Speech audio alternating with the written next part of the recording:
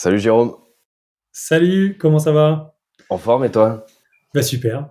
Bon, magnifique, merci pour ton temps. Jérôme, tu es accompagné aujourd'hui par Skelisia, par Benoît. Ça fait un petit moment qu'on te suit au niveau de la boîte. Là, l'idée, c'est qu'on se prenne une petite vingtaine de minutes, qu'on revienne un peu sur ton parcours, ce que tu fais aussi. Tu es dans un secteur qui a vécu quand même des petites, je dirais pas dire jusqu'à la crise, mais en tout cas un petit passage à vide là sur la dernière année. Pourtant, tu as été en pleine croissance et tu as réussi à avoir de super résultats. Donc comme quoi tout est faisable. Euh, Fin du teaser, Jérôme, qu'est-ce que tu fais aujourd'hui? Bah écoute, la boîte elle s'appelle Tribup et on est un écosystème de croissance pour les agences immobilières. Donc pour faire simple, on permet à des agences immobilières de développer leur chiffre d'affaires. On va travailler sur différents axes. Euh, la publicité, la génération d'un entonnoir qui permet de capturer du lead qualifié, de l'éduquer et de le convertir. Euh, et donc en effet, comme tu le dis, c'est un secteur qui est pas évident parce que il a été vachement, il est dépendant de pas mal de facteurs comme les taux d'intérêt, comme naturellement les comportements d'achat. Hein. Et, euh, et en effet, on a eu un gros trou depuis 1 an et demi, 2 ans. Et nous, depuis cette même période, on décolle fort. Donc, en fait, est-ce que c'est lié à ce gros trou je ne pense pas, parce que ça fonctionnait déjà avant. Euh, mais, euh, mais en effet, je pense qu'en adaptant, on va en parler, hein, mais voilà. Donc, en effet, il y a eu des trous dans le secteur et puis ça a permis quand même de se développer. Ok. Et là, ça fait combien de temps, toi, que tu existes? Enfin, que la boîte existe. Toi, plus particulièrement, si tu veux nous donner ton âge, tu peux y aller, mais plutôt la boîte. Ouais, bah alors concrètement, Tribup est né en septembre 2023, donc il y Ok. a 1 an maintenant. En 1 an de temps, on vient d'être valorisé là 1,8 million d'euros en l'espace de 12 mois. Donc voilà l'histoire Tribup, courte, mais courte et concise. Là, tu fais combien de chiffre d'affaires au-delà de la valo? Là, on tourne autour annuellement, on est un petit peu en dessous des 1 million, on va tourner autour des 800 à peu près, 700-800. Ok. Et t'es venu voir Skelisia à partir de quel moment? Ça fait combien de temps? C'était en fait Skelésia, c'était avant l'ouverture réelle de Tribup. Donc concrètement, on était plutôt sur une activité euh, qui avait pas le nom Tribup, qui avait le nom plutôt Jérôme Brenin, donc le mien. Ouais. Si tu veux, à l'époque, la boîte c'était du consulting en Ouais. grande partie, donc du consulting. Moi, je suis pas mal suivi sur les réseaux sociaux. J'ai une communauté d'à peu près 100 000 abonnés répartis majoritairement sur Facebook, Instagram et TikTok. Et où je faisais du conseil sur la vente, sur le marketing. Et c'était comme ça en fait que j'avais mes clients à l'époque. Donc c'était vraiment de l'analyse, de Ouais. stratégie et de la recommandation sur de l'acquisition digitale. Au fur et à mesure, j'ai commencé à travailler avec différents secteurs d'activité et à mettre en place de la partie opérationnelle en m'entourant de freelance. Donc vraiment gérer les pubs, etc. Mhm. Et je suis venu à ce moment-là voir Benoît. Je sentais qu'il y avait quelque chose, ça fonctionnait, euh, mais rien n'était clair. Ouais. Tout était un peu flou. Donc on Ok. sentait quelque chose. J'avais une communauté en ligne et ça m'aidait à avoir des clients, à avoir de la demande. Mais de là à pouvoir vraiment créer une marque, créer une société qui fonctionne sans moi, qui permet de se valoriser, etc., qui puisse se développer, ça c'était un petit peu mon trou. Je Ok. savais pas comment y aller. Ouais, donc tu sortais pas non plus de l'œuf de ton côté. Tu avais déjà réussi à bâtir quelque chose d'assez costaud. Derrière, il y a bâtir quelque chose, une brand personnelle, c'est quelque chose. La transformer en agence, en entreprise et effectivement bâtir une vraie structure, un business entrepreneurial. Donc cette passation un peu de solopreneur à entrepreneur, c'était le gros sujet là sur la dernière année, quoi. Ouais, exactement, Ouais. c'est ça.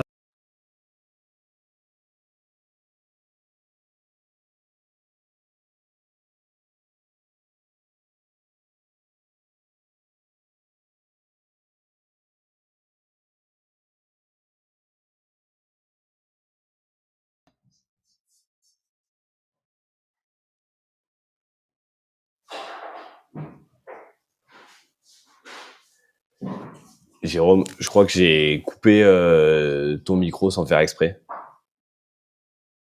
Est-ce que tu peux essayer de voir pour le déverrouiller, juste en bas? Là, tu m'entends? Ouais, génial, génial. Ça coupe mieux. On pourra couper ce passage. J'ai voulu couper le mien pour dire à quelqu'un de ne plus parler à côté. Et en fait, j'ai coupé le tien en premier. Là, Mais tu m'entends, là. là, je t'entends, c'est bon. Ouais, donc on était sur la partie passage de solopreneur à entrepreneur. En gros, j'ai pas entendu ta réponse. Ouais, en effet, bah, c'était ça. En fait, Benoît, je l'ai connu, ouais, début 2023, je dirais. Ouais. Début 2023 et c'est à ce passage-là où en fait, il y avait, j'avais quelques personnes dans l'équipe, Ok. des freelances aussi majoritairement, une petite équipe interne très les petite une ou 2 personnes, et Mhm. des freelances et voilà, c'était pas on pouvait pas considérer ça comme entreprise. C'était plutôt en effet, de l'artisanat, plutôt solopreneur qui a quelques personnes qui l'entourent, mais c'était, pas une vraie entreprise qui se développe, qui peut être valorisée, qui a vraiment ses process, qui a vraiment, un potentiel d'expansion. Ok. Et c'est quoi les premiers bienfaits que tu as pu voir des conseils qu'on t'a partagés pour ta boîte, pour le lancement et pour ta croissance? Bah, en fait, si je dois, je me suis posé un peu la question la dernière fois, ce qui a fait que, qu'est-ce qui a fait le succès de cette partie-là? C'est que, heu, le gros point fort, le gros point positif, c'est que ça m'a aidé à me poser les bonnes questions. M'aider à me poser les bonnes questions avec des systèmes. C'est ça que j'ai beaucoup aimé. C'est que, hem, Benoît, il m'a à chaque fois je peux parler de Benoît directement, hein, c'est pas dérangeant? Bien sûr, ouais. Bah, Benoît, peut-être précision, c'est mon associé du coup chez Skillisia, donc cofondateur de Skillisia. OK. Et donc, ça m'a permis justement de bien comprendre, si tu veux, quelles questions se poser, à quel moment et comment y répondre. Donc c'est vraiment ça le point. Alors c'est vrai que c'est dit comme ça, c'est très flou, mais pour moi, c'est très clair pourtant. C'est, bah, à chaque fois qu'il y a une problématique qui s'est présentée, il y a toujours, une façon de réfléchir pour avoir la réponse soi-même. Donc ce que j'ai aimé, c'est que c'est pas, bah, tiens, tu me dis ça, fais ça, c'est ça la réponse. C'est plutôt, alors en fonction de tes problématiques aujourd'hui, c'est les problématiques qu'on a déjà rencontrées, c'est les problématiques que des clients ont déjà rencontrées, donc nous, ce qu'on recommande, c'est de poser ce type de questions et d'y répondre avec tel framework ou tel système. Et en fait, à chaque fois, c'est vrai que ça permet bah, de vraiment comprendre et de progresser. En fait, il y a aussi cette partie un peu formation, je trouve, ça permet de progresser en tant qu'entrepreneur et de prendre des choix qui sont les bons ou pas. Bon, apparemment, pour moi, c'était les bons. Et justement, de le faire en toute conscience et surtout en comprenant pourquoi, comment on le fait. Ok, hyper clair. Ouais, donc c'est vrai que bah, se poser les bonnes questions, enfin, c'est en partie identifier les bons problèmes déjà et mettre le doigt sur les bonnes choses. Nous, c'est une approche qu'on a de toute manière chez Skelisia, tu vois, c'est une approche très itérative et très scientifique de se dire, ben, on n'a pas la vérité absolue, c'est une science molle, l'entrepreneuriat. Par contre, il y a des méthodologies qui te permettent d'aller tester des choses, d'aller comprendre, de pouvoir mesurer, de pouvoir optimiser et de te dire si tu es plus ou moins dans une bonne direction. Et si tu es dans la bonne direction, bah, commencer à hausser les volumes à ce niveau-là. Donc, bravo déjà d'avoir suivi ces conseils, parce qu'il y a beaucoup de personnes qui attendent des réponses claires, qui attendent qu'on leur donne qu'on leur donne à manger directement. Or, c'est pas du tout en tant qu'entrepreneur le chemin Bah non. qu'il faut prendre, je pense, parce que tu vas être amené à en avoir pas mal des problématiques dans ton parcours entrepreneurial et qu'à chaque fois, si on te donne la réponse directement, ça risque d'être très compliqué, quoi. Ouais, carrément. Et puis, bah, c'est vraiment ça, hein. C'est vraiment ça. Et puis, tu vois, il y a des questions que je me suis posées, auxquelles j'ai eu, du coup, une méthodologie pour y répondre et que je me suis reposé 2 mois après parce que les choses avaient évolué. Et donc, il a fallu réenvisager. Et donc, en effet, attendre une réponse bête et méchante, c'est toujours une réponse à l'instant T. Mais, au bout de quelques changements, surtout une boîte en développement, tout change très vite, trop vite. Donc naturellement, il faut toujours Ouais. se reposer les questions et faire les changements, les optimisations nécessaires. Donc ouais, en effet, moi c'est ça que j'ai vraiment aimé. C'est vraiment ce gros point-là, c'est de se dire, je comprends dans quel sens ça va, je comprends que je me sens évoluer en tant qu'entrepreneur, en tant que dirigeant en fait, je dirais même maintenant en tant que dirigeant d'entreprise, et puis simple entrepreneur dans mon salon entre guillemets, tu vois. C'est vraiment tu sens que tu évolues avec des systèmes, avec des méthodologies claires, avec un plan d'action, avec une route quoi. Enfin, ouais ouais c'est ça, une ligne conductrice. Tu sais où tu vas. Tu te sens plus armé là pour la suite maintenant?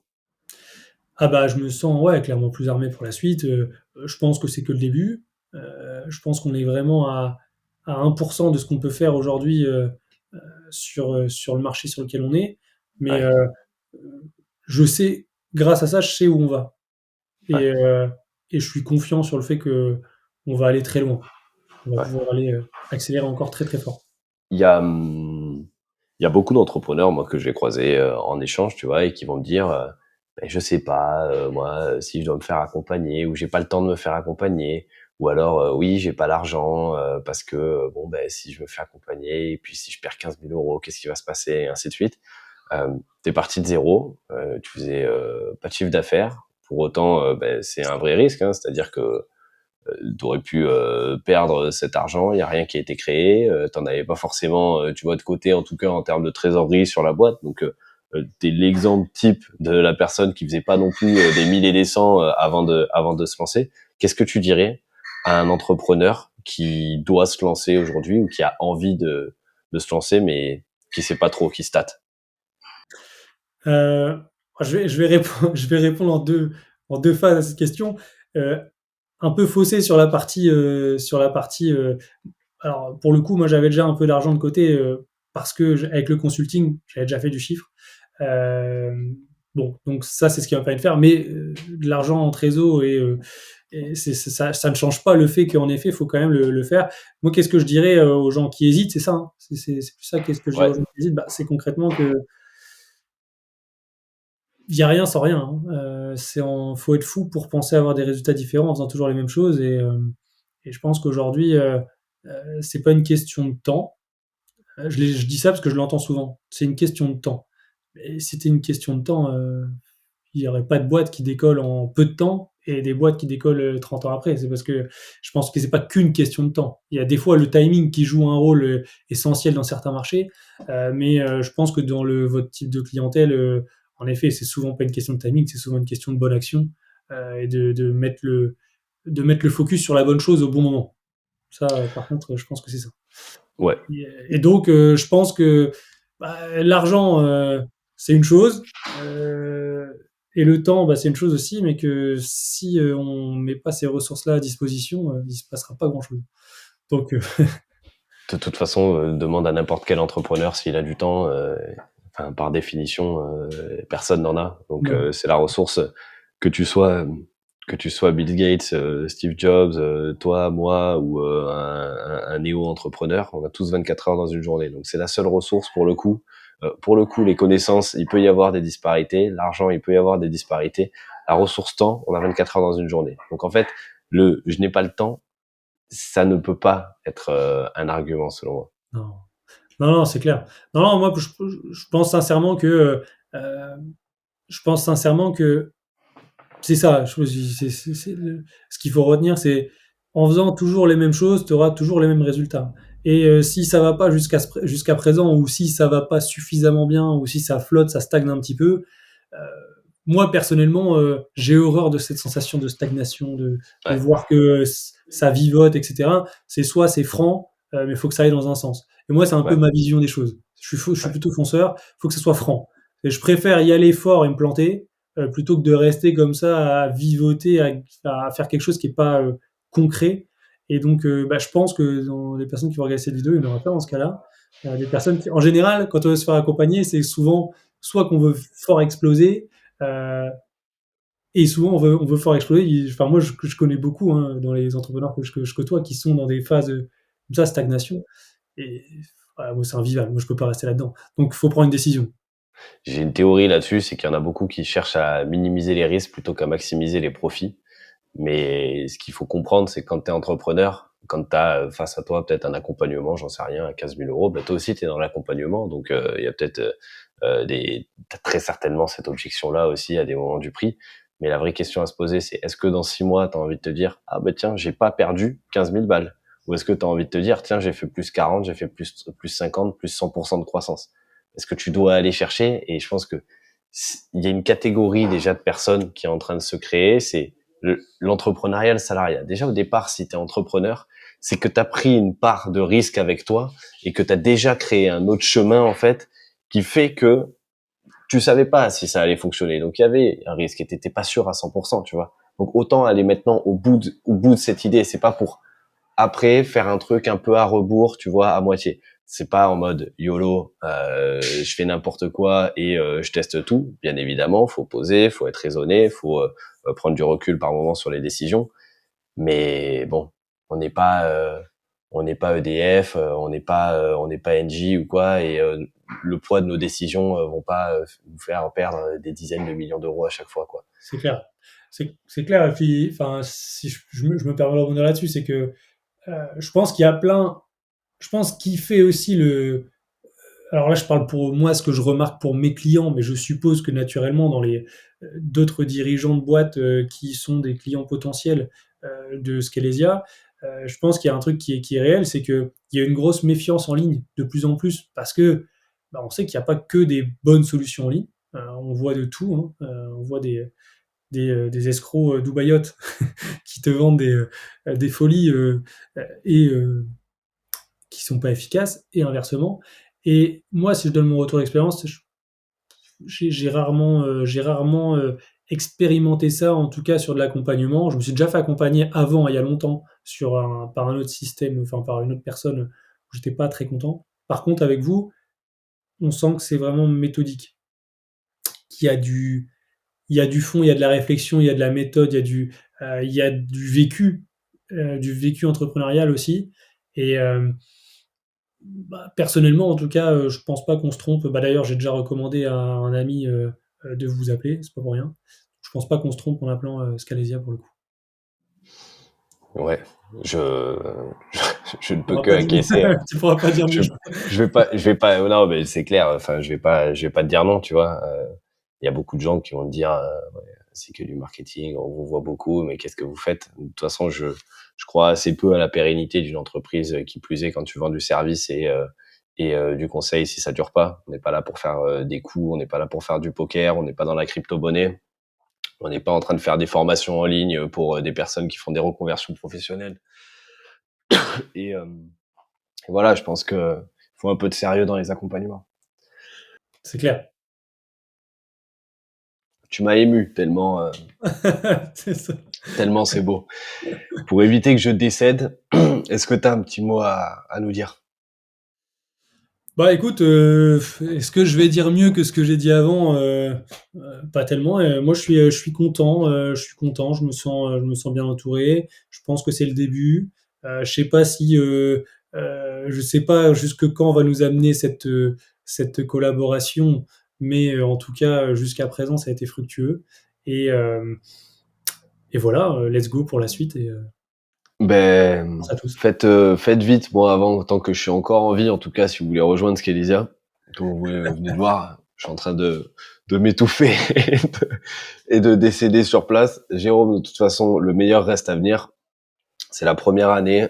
Encore félicitations pour ton parcours.